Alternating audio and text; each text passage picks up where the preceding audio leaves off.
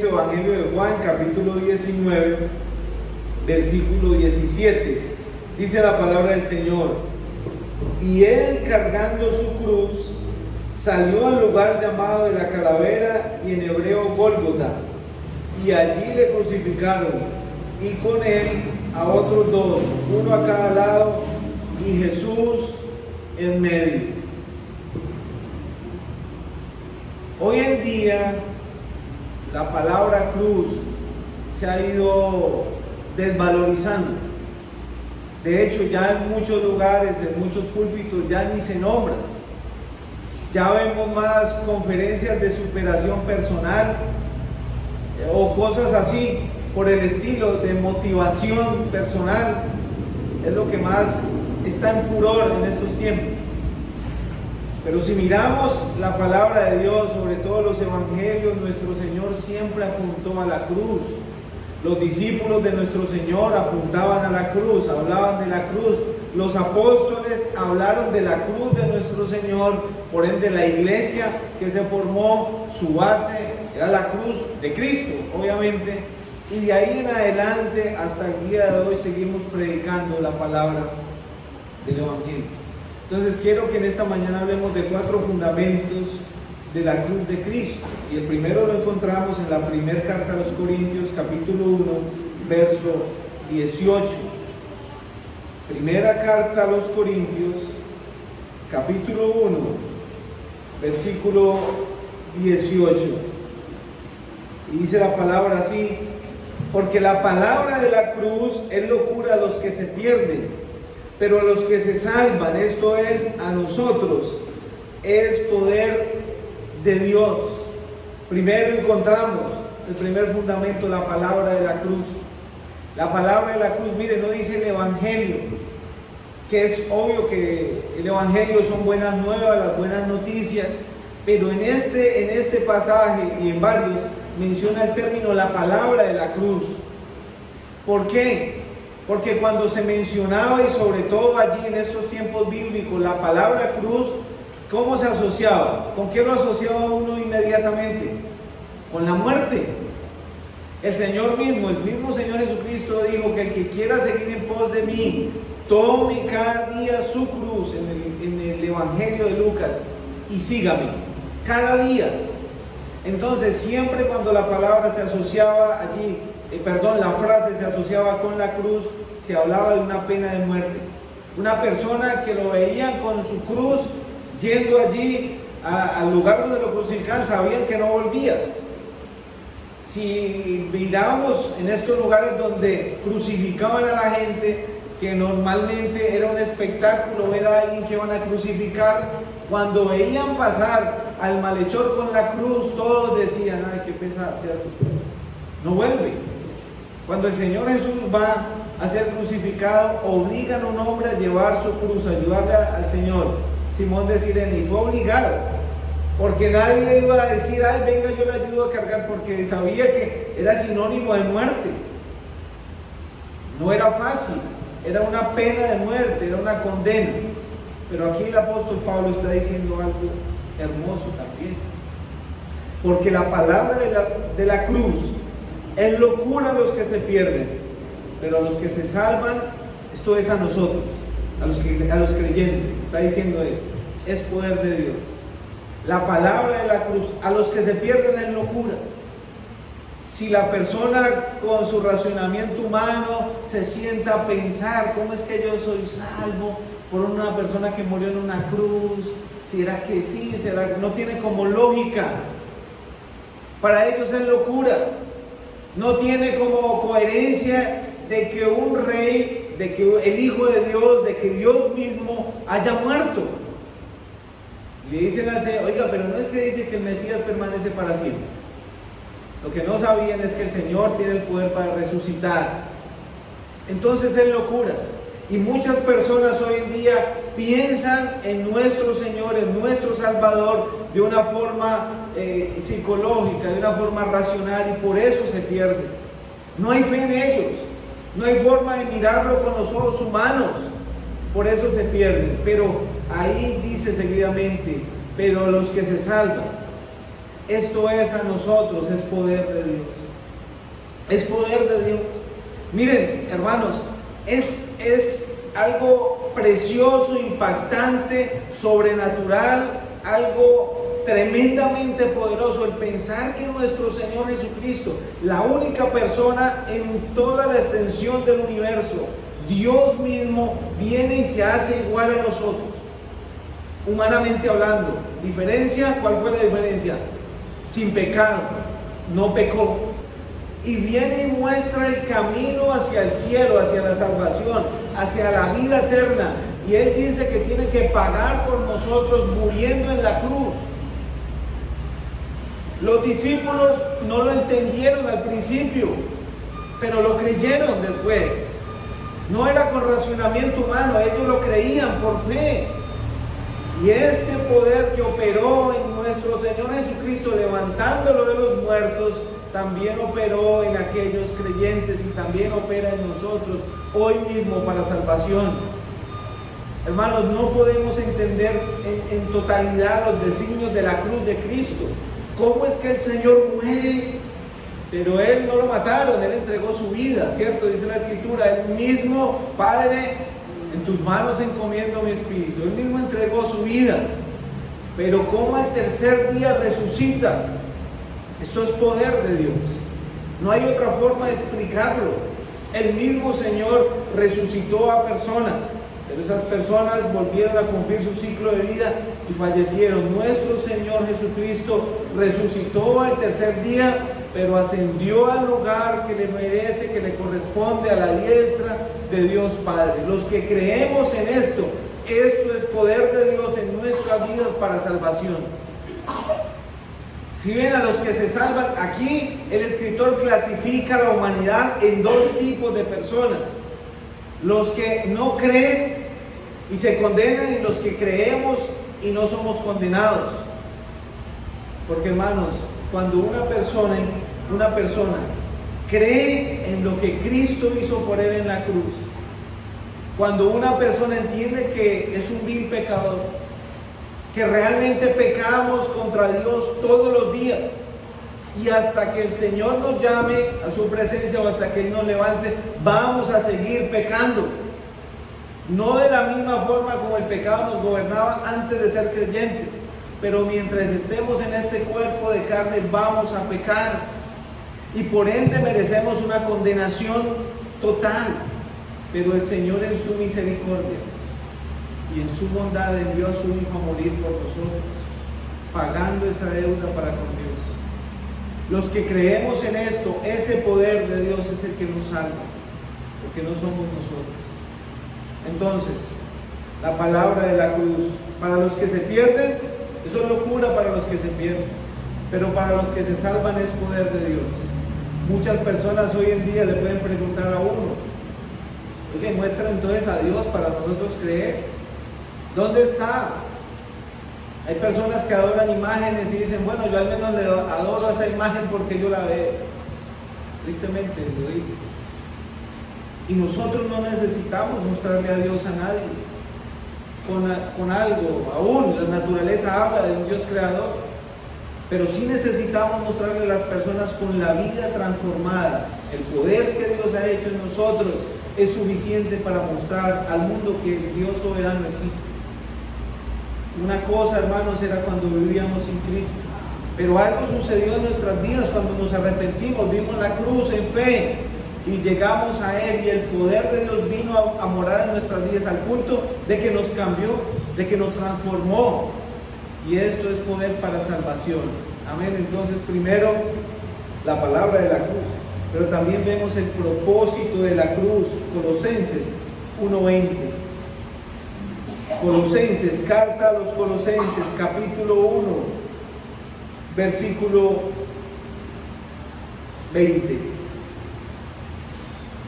Dice así: y por medio de Él reconciliar consigo todas las cosas, así las que están en la tierra como las que están en los cielos, haciendo la paz mediante la sangre de ¿qué? De su cruz. Obviamente refiriéndose a nuestro Señor Jesucristo. el propósito. El Señor murió en la cruz, hermanos, con un propósito. Pueden haber varios propósitos juntos que apuntan al propósito supremo. Pero el Señor lo que hizo por nosotros no lo hizo por hacerlo como al azar. De hecho, nuestro Señor Jesucristo nació en el día señalado, en la hora señalada, en la nación señalada, en el pueblo señalado, en la hora exacta y en el tiempo exacto. Había un propósito. Para los romanos la cruz, el propósito de Roma, mostrar la cruz, era un propósito malévolo, era un propósito desgarrador, era algo terrible, era mostrarle al mundo que a través de crucificar a esos malhechores en la cruz, ellos eran los más malos. Era un propósito vil, de castigo. Para ellos eso era la cruz, ese era el propósito. Para los judíos, poder llevar a una persona a la crucifixión el propósito era la maldición. Porque dice la Escritura que maldito es todo aquel que es colgado en un madero. Entonces, todo el odio que los judíos podían tener con alguien era consumado en la cruz. Lo podían lapidar, que era el castigo esencial o común entre el pueblo judío, pero llevar a una persona a la cruz era el castigo máximo. O sea, era el lugar de venganza. No solo se conformaban con asesinarlo, tenía que haber más. O sea, tenía que ser asesinado y castigado. Y lo más tremendo, hermanos, que cuando dice la Escritura allí en Gálatas que maldito todo aquel que es colgado en un madero, es maldito por Dios. No era cualquier cosa, hermanos. Una persona que moría en la cruz, y en este caso nuestro Señor, era maldito por el mismo Dios soberano. No era solo morir allí. De hecho, nuestro Señor Jesucristo fue vituperado allí en Salmo 22. ¿Qué dice la Escritura?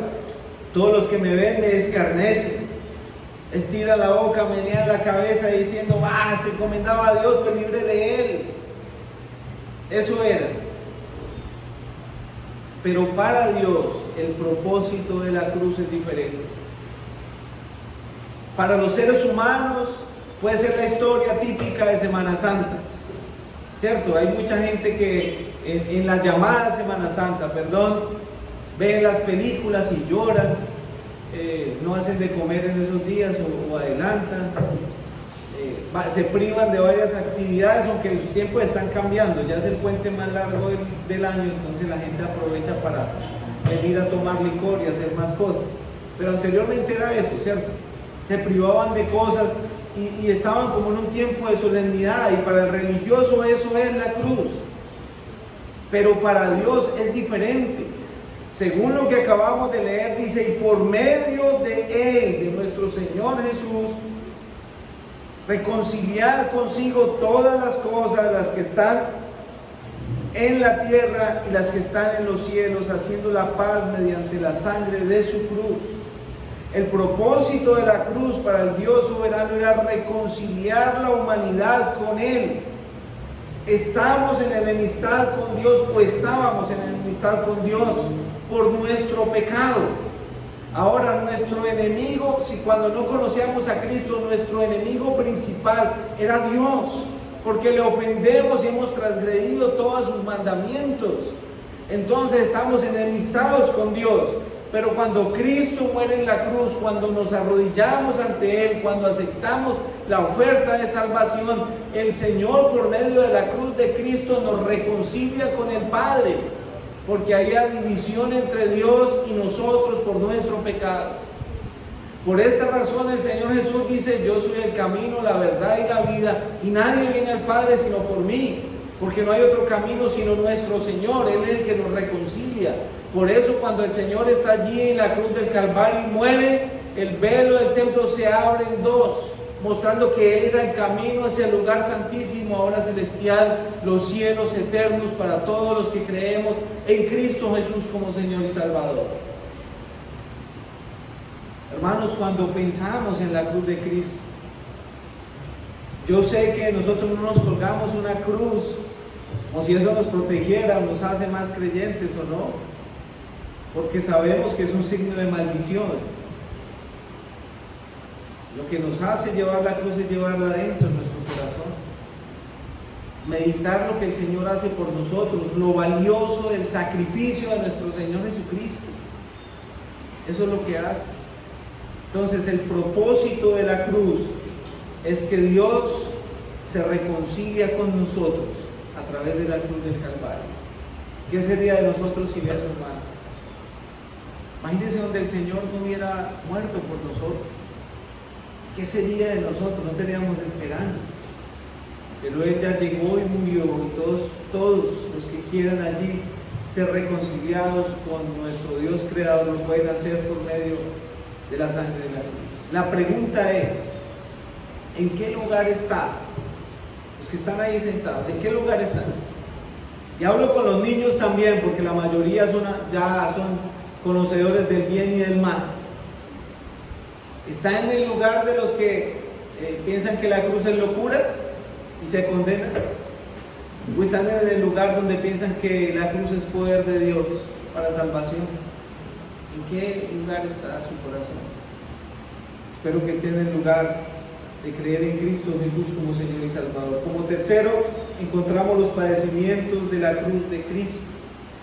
Hebreos 12:2 dice: puesto los ojos en Jesús, el autor y consumador de la fe, el cual por el gozo puesto delante de él sufrió la cruz, menospreciando el oprobio, y se sentó a la diestra del trono de Dios. El cual por el gozo puesto delante de él sufrió el oprobio. ¿Qué gozo sintió el Señor? Porque si hablamos de que sufrió la cruz, el Señor estaba sufriendo la cruz antes de llegar a la cruz. De hecho, si a usted lo tienen en un lugar y le dice que le quedan 3 días de vida, porque lo van a crucificar, ¿cómo se pone su vida? ¿Cómo está su alma? ¿Cómo se pone su mente? ¿Qué pensaría usted? Y el Señor le dijo a los discípulos: voy a Jerusalén, allí voy a ser entregado, voy a ser azotado y van a crucificar. El Señor ya lo sabía y se lo dice a los discípulos: pero voy a resucitar. Y ellos no entendían, pero aún así Él sufrió la cruz. Y si miramos los sufrimientos de nuestro Señor, hermanos, es tremendo. Leamos algo de ellos. Isaías 53. Isaías 53. Un pasaje bastante conocido, bastante leído. Y dice así el versículo 1: ¿quién ha creído en nuestro anuncio? ¿Y sobre quién se ha manifestado el brazo de Jehová? Subirá cual renuevo delante de él, como raíz de tierra seca. No hay parecer en él, ni hermosura le veremos, más inatractivo para que le deseemos. Despreciado y desechado entre los hombres, varón de dolores, experimentado en quebranto, y como que escondimos de él su rostro, de él el rostro. Fue menospreciado y no lo estimamos. Ciertamente Él llevó nuestras enfermedades y sufrió nuestros dolores. Y nosotros le tuvimos por azotado, por herido de Dios y abatido. Mas Él herido fue por nuestras rebeliones, molido por nuestros pecados. El castigo de nuestra paz fue sobre Él, y por su llaga fuimos nosotros curados. Versículo 7: angustiado él y afligido no abrió su boca. Como cordero fue llevado al matadero, y como oveja delante de los trasquiladores enmudeció y no abrió su boca. Vamos al Salmo 22. También nos habla de los sufrimientos de nuestro Señor. Salmo 22 dice así: Dios mío, ¿por qué me has desamparado? ¿Por qué estás tan lejos de mi salvación y de las palabras de mi clamor? Dios mío, clamo de día y no respondes, y de noche y no hay para mí reposo. Pero tú eres santo, tú que habitas en las alabanzas de Israel. En ti esperaron nuestros padres, esperaron y tú los libraste. Clamaron a ti y fueron librados, confiaron en ti y no fueron avergonzados. Mas yo soy gusano y no hombre, oprobio de los hombres y despreciado del pueblo. Todos los que me ven me escarnecen, estiran la boca, menean la cabeza, diciendo: se encomendó a Jehová, líbrele él, sálvale, puesto que en él se complacía.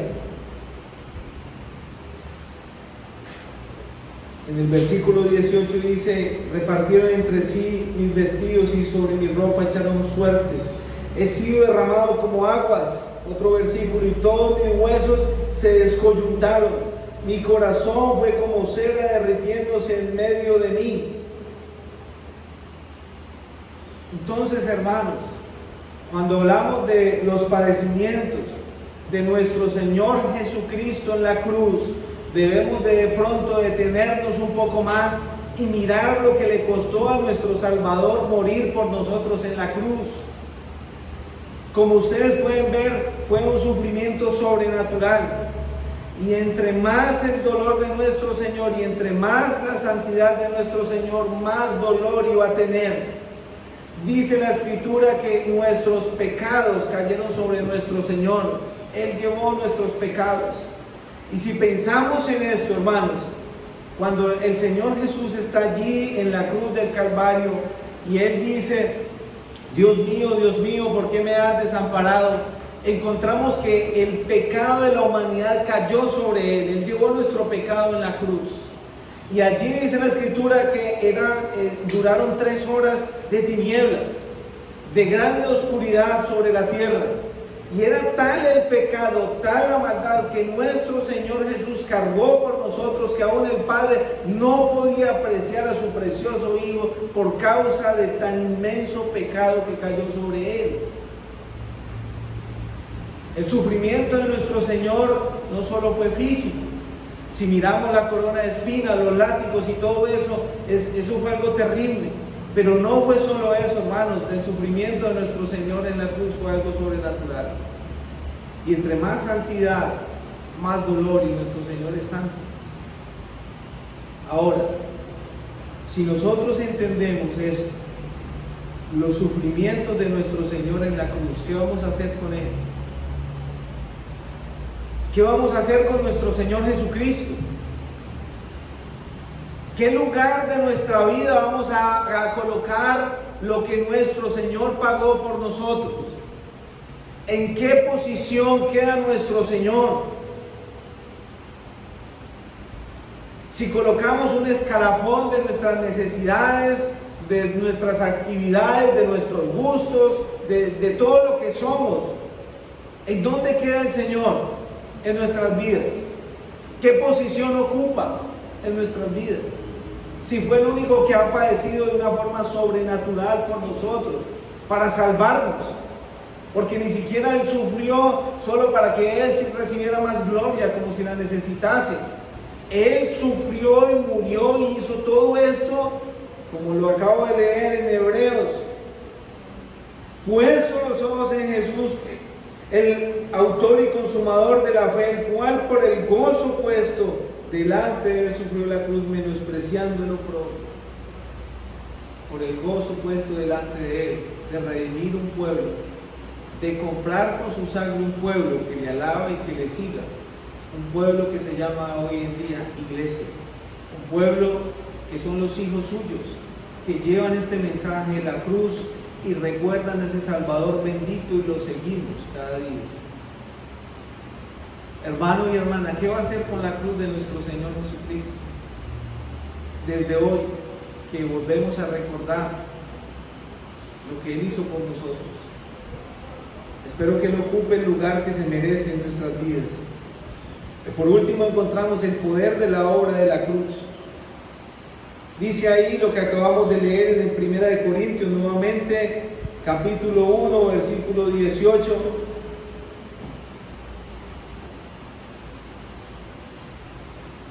Pero a los que se salvan, esto es a nosotros, es poder de Dios. El Señor hoy en día sigue salvando almas. de la misma forma que las salvaron los discípulos a través de nuestro Señor, los apóstoles o la iglesia antaña. ¿De qué forma? A través de la predicación del Evangelio. Pero la predicación del Evangelio tiene que ser la predicación del Evangelio. Yo sé que podemos contar nuestro testimonio y puede ser impactante, pero eso ocupa un segundo plano. Yo sé que podemos contar una historia bonita, un inconverso, y hasta o una historia bíblica, y puede ser muy bonita y puede ser importante. Pero hermanos, si no predicamos el Evangelio verdadero, que está impregnado y bañado con la sangre de Cristo, las personas no se van a convertir. ¿Y en qué consiste el Evangelio? En lo que hemos venido hablando, que Cristo Jesús, el Hijo de Dios, murió por nuestros pecados en la cruz, y todo el que quiera ser salvo llega a Él en arrepentimiento y en fe, y el que lo hace se salva si lo hace sinceramente. Que Cristo Jesús resucitó al tercer día de los muertos, dejando la tumba vacía, y así como lo hizo Él, lo va a hacer todo aquel que quiera creer en Él. Va a ser resucitado de los muertos, o va a ser llevado por Él si estamos aquí y en pie. Eso es, hermano, lo que necesitamos saber hoy en día. Necesitamos saber que somos salvos por una obra sobrenatural. A nosotros no nos salvó alguien con una terapia psicológica o con un cuento ahí, una fábula. No. El que nos salvó fue el Señor Jesucristo con su poder. Cuando una persona cree en Cristo como Señor y Salvador, el Espíritu Santo viene a morar en su vida, y esa persona es transformada de una forma sobrenatural, cosa que solo lo puede hacer Dios. Por eso dice aquí, es poder de Dios. Uno puede cambiar la forma de vestir, la forma de hablar, la forma de amistades, de relacionarse, puede volverse muy decente, pero eso no es salvación, eso no es poder de Dios.